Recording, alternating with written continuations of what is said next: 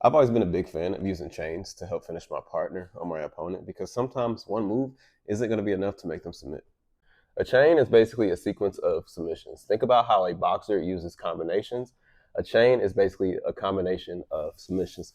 Say I catch my opponent in a key lock and they straighten their arm out, I can chain that into a straight arm lock, and then I can chain that right back into an Americana. And depending on the reaction, I can chain that into a Kimura.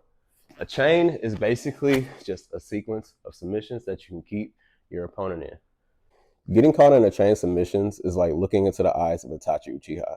You're going to be in for a lot of pain for a very long time. Think about I catch my opponent in a rear naked choke, and the choke's not working. So the next thing I'm going to do is I'm going to chain another submission, such as an armbar. Now, a chain of submissions is just like using Legos.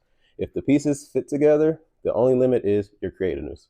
Another example of a chain is, say I go for a armbar and my opponent decides to pull their arm out.